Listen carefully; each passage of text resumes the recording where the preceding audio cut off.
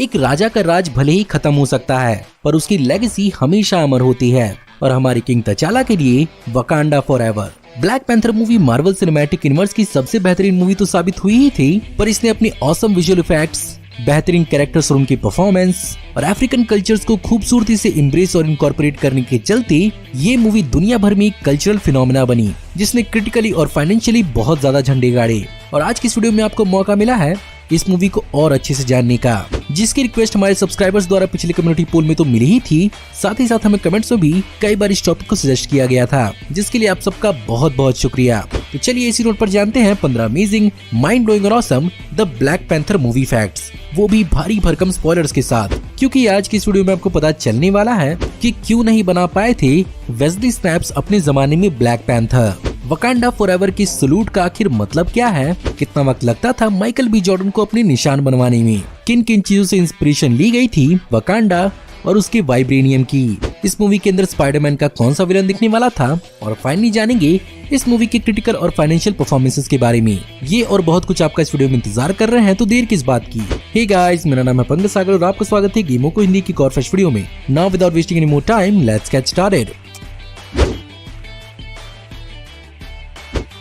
Of course आप सब जानते हैं कि ब्लैक पैंथर मार्वल कॉमिक्स का कैरेक्टर है, जो हमें पहली बार देखने को मिला था फैंटास्टिक फोर के इशू नंबर 52 में, जो पब्लिश हुई थी 1966 में, और इसे क्रिएट किया था राइटर स्टैन ली और आर्टिस्ट जैक कर्बी की जोड़ी ने। 1966 अमेरिकन ब्लैक कम्युनिटी के लिए एक बहुत ही रिवोल्यूशनरी मोमेंट था, और इसी दौरान रेशियल डिस्क्रिमिनेशन के खिलाफ अमेरिका में सिविल राइट्स मूवमेंट चल रहा था, जहां पर स्टैनली ने इस बात पर गौर किया कि उनके सुपर हीरो यूनिवर्स के अंदर कोई भी ब्लैक पावरफुल कैरेक्टर नहीं है, और वो अपने अफ्रीकन अमेरिकन फ्रेंड्स के लिए एक ऐसा सुपर हीरो बनाना चाहते थे। जहां पर अगर इसके नाम की बात करें तो स्टैनली के हिसाब से ये एक बहुत बड़ा कोइंसिडेंस है, क्योंकि कॉमिक बुक में ब्लैक पैंथर के आने से पहले इसी दौरान द ब्लैक पैंथर पार्टी नाम की एक और स्टूडेंट पॉलिटिकल ऑर्गेनाइजेशन स्थापित हुई थी, जो अपनी ही एक अलग अफ्रीकन अमेरिकन रेवोल्यूशन लड़ रहे थे। और इससे कहीं पहले वर्ल्ड वॉर 2 में भी 761st black panther tank battalion भी थी, लेकिन स्टैनली के हिसाब से उन्होंने इस नाम का इंस्पिरेशन इन दोनों में से किसी से भी नहीं लिया है।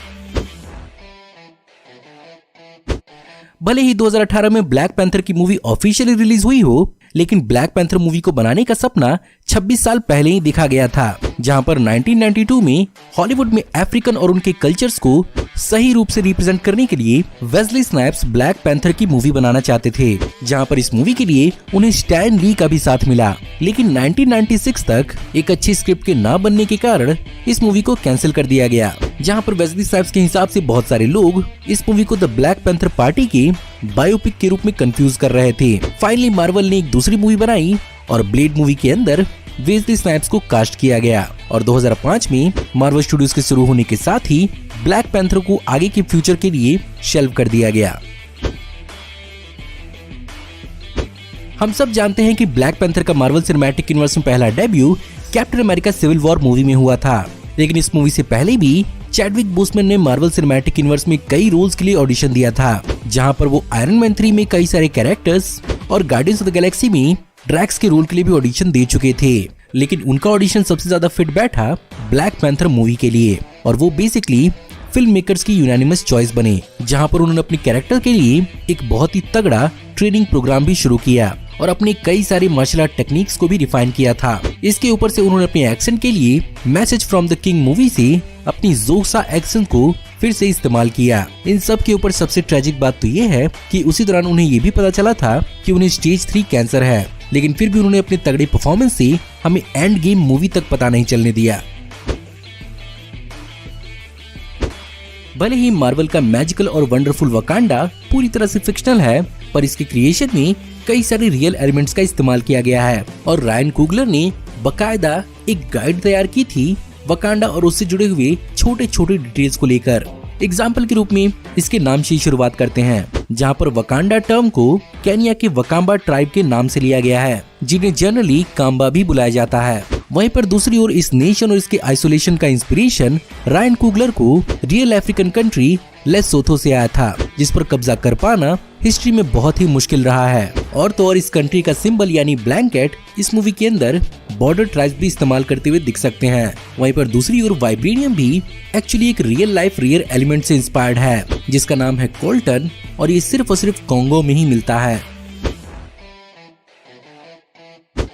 एमसीयू के सोफिस्टिकेटेड वकांडन लैंग्वेज का भी अपना एक रियल वर्ल्ड इंस्पिरेशन है, जहां पर इस लैंग्वेज को एक्चुअली बेस किया गया था जोसा लैंग्वेज पर, जो साउथ अफ्रीका के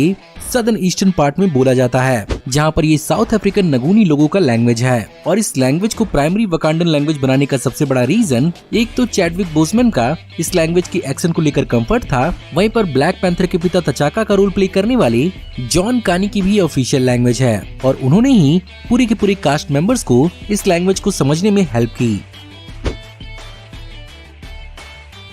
इस मूवी के अंदर Ryan Coogler actually black panther को बाकी मार्वल सिनेमैटिक यूनिवर्स से और अच्छे से जोड़ने वाले थे, जहां पर इनिशियली स्पाइडरमैन के एक बहुत ही खतरनाक विलन क्रेवन को भी ब्लैक पैंथर की लड़ाई वाली सेरेमनी में ब्लैक पैंथर से लड़ता हुआ दिखाना चाहते थे, लेकिन इस मूवी के लिए सोनी और मार्वल की डील नहीं हो पाई और ये कैरेक्टर हमें एमसीयू में नहीं दिख पाया। इस मूवी का शानदार ब्लैक पैंथर का चीज सीक्वेंस एक्चुअली साउथ कोरिया में फिल्माया गया था, जहां पर ये पूरा का पूरा सीक्वेंस साउथ कोरिया के गंगवाली बीच, जागिलिची फिश मार्केट और ग्वांगन ब्रिज पर शूट किया गया था। और रिपोर्ट्स के हिसाब से इस पूरे के पूरे एंटायर सीक्वेंस में 150 गाड़ियों और 700 लोगों की जरूरत पड़ी थी।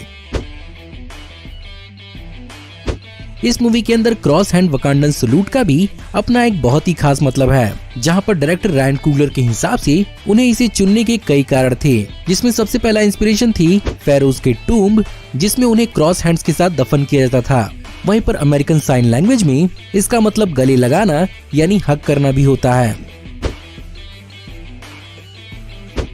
वहीं पर इस मूवी के अंदर वकांडा की टेक्नोलॉजी और उसके एडवांसमेंट्स के साथ साथ हमें यहाँ पर वकांडा के एथनिक वार्डरोब ने भी बहुत ज्यादा इम्प्रेस किया, जहाँ पर कॉस्ट्यूम डिजाइनर रूथ ई कार्टर ने अफ्रीका के 10 अलग अलग एथनिक ग्रुप्स का इंस्पिरेशन लिया और कई सारे इंटरनेशनल फैशन डिजाइनर्स के साथ मिलकर इस मूवी के लिए लगभग 700 से भी ज्यादा अलग अलग प्रकार के कॉस्ट्यूम्स डिजाइन किए। जहाँ पर स्पेसिफिकली अगर बात करें डोरा मिलाजे के कॉस्ट्यूम की, तो यहाँ पर इसका 80% इंस्पिरेशन साउथ अफ्रीका के मसाई लोगों के कॉस्ट्यूम से लिया गया है।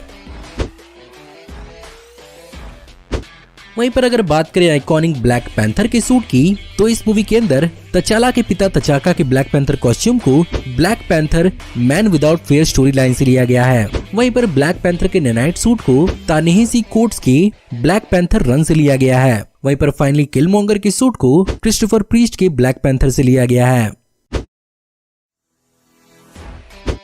इस बात को कहने में कोई शक नहीं है कि एरिक किलमॉन्गर के रूप में माइकल बी जॉर्डन ने हमारा दिल जीत लिया था, लेकिन इसके पीछे भी उनकी एक बहुत ही कड़ी मेथड एक्टिंग इन्वॉल्व है, जहां पर इस मूवी के अंदर एक आउटकास्ट की तरह फील करने के लिए उन्होंने फिल्मिंग के दौरान अपनी दूरी जानबूझकर बाकी के कास्टर क्रू से बनाई थी, ताकि किलमॉन्गर के अलगाव का एहसास वो महसूस कर सकें। बाय द वे, ये चीज कॉमिक बुक से बहुत अलग है, क्योंकि सच तो ये है कि कॉमिक बुक के अंदर किलमॉन्गर और तचाला एक दूसरे से रिलेटेड नहीं है। वहीं पर अगर बात करें किलमॉन्गर के स्कार्स की, तो ये बेसिकली इंडिविजुअल 3000 पीसेस थे, जिन्हें माइकल बी जॉर्डन की बॉडी पर चिपकाया जाता था और इस चीज में लगभग 3 घंटे से भी ऊपर का वक्त लगता था। वैसे इसका इंस्पिरेशन रायन कुगलर को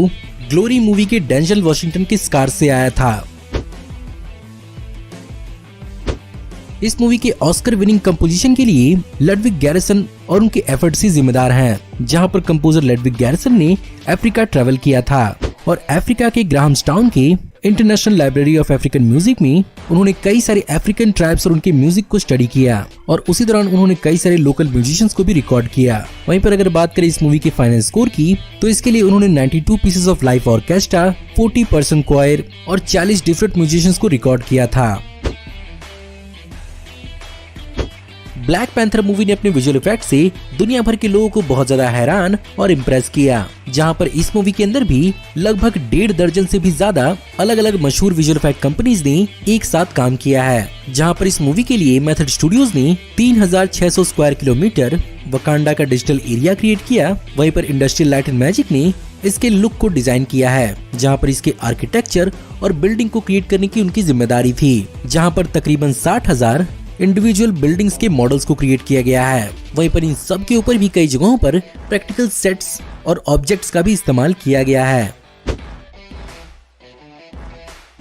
ब्लैक पैंथर मूवी का हल्ला दुनिया भर में मचा और ये कितनी जोर से मचा, चलिए इस बारे में बात करते हैं। जहां पर अगर बात करें सबसे पहले बॉक्स ऑफिस कलेक्शन की, तो इस मूवी ने टोटल $200 मिलियन की बजट पर $1.3 बिलियन का कलेक्शन किया, जिसमें से अकेले ही इसने $700 मिलियन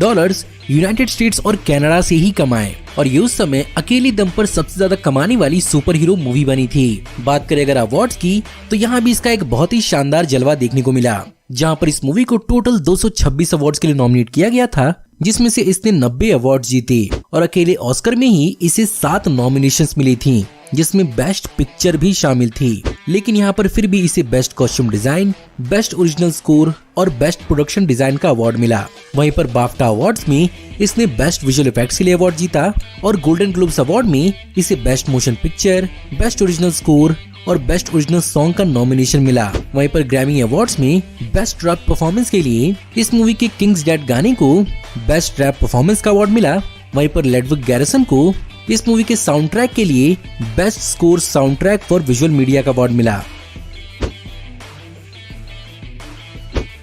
भले ही वकांडा के राजा इस दुनिया से चले गए हों, पर उनकी लेगेसी और उनकी रियासत की कहानी आगे बढ़ती रहेगी। जहां पर सबसे पहले लिस्ट में है black panther Wakanda forever movie, जो अगले साल यानी 11 नवंबर 2022 को रिलीज होगी। एंड ऑफ कोर्स इसमें चैडविक बोसमैन के तचाला और माइकल बी जॉर्डन के एरिक किलमोंगर के अलावा वकांडा से जुड़ा हुआ लगभग हर एक कैरेक्टर देखने को मिल सकता है। जहां पर इस मूवी के लिए मैक्सिकन एक्टर टैनोक ह्यूएर्ता को कास्ट किया गया है, जो बेसिकली इस मूवी के एंटागनिस्ट के रूप में दिखने वाले हैं। और बहुत सारे लोग इस बात को थ्योराइज कर रहे हैं कि वो बेसिकली इस मूवी के अंदर नेमोर के रूप में हमें दिखने वाले हैं। वैसे केविन फाइगी ने इस बात को पूरी तरह से क्लियर किया है कि मार्वल सिनेमैटिक यूनिवर्स के फ्यूचर में तचाला की कास्ट को रिप्लेस नहीं किया जाएगा और इस मूवी के अंदर इस कहानी का ज्यादा फोकस शूरी के कैरेक्टर पर ही बेस होने वाला है। वहीं पर इसके खत्म होने के बाद रायन कुगलर वकांडा के ऊपर ही एक डिज्नी प्लस एक्सक्लूसिव सीरीज पर भी काम कर रहा है, जो माना जा रहा है कि ओकोए और डोरा मिलाजे पर फोकस करेगी, जिसके लिए ऑफ कोर्स हम सारे के सारे फैंस बहुत ज्यादा एक्साइटेड हैं। तो गाइज ये थे 15 अमेजिंग माइंड ब्लोइंग और awesome the black panther movie facts. Of course Chadwick Boseman के इस दुनिया से जाने के बाद अब शायद ही कोई मार्वल सिनेमैटिक यूनिवर्स के अंदर ब्लैक पैंथर की कमी पूरी कर पाए, पर फिर भी हमें तो अपना भरोसा मार्वल स्टूडियोज पर बनाए रखना ही चाहिए, जो किसी न किसी प्रकार से ब्लैक पैंथर और वकांडा की कहानी को आगे बढ़ाएंगे ही। एंड ऑफ कोर्स हम सब MCU fans black panther Wakanda forever के लिए बहुत ज्यादा एक्साइटेड हैं। बाय द वे आज की वीडियो आपको कैसी लगी? अगर आपको आज की वीडियो पसंद आई हो तो इस वीडियो को लाइक जरूर करिएगा। साथ ही साथ मुझे कमेंट में जरूर बताइएगा कि आपको इस वीडियो में बताए हुए कौन कौन से फैक्ट जानकर हैरानी हुई और आप इस मूवी से जुड़े हुए और कौन कौन से फैक्ट जानते हैं। हमारी आने वाली ऐसी और वीडियोस को देखते रहने के लिए हमारे चैनल को सब्सक्राइब करिए, बेल वाले आइकन को दबाइए और हमारी वीडियोस को बिना मिस किए भी एंजॉय करते रहिए। और अगर आप चाहें तो इस वीडियो के लिंक को अपने दोस्तों ग्रुप्स के बीच में जितना हो सके उतना शेयर करें। Thank you for watching, see you in the next video. Till then take care, good bye.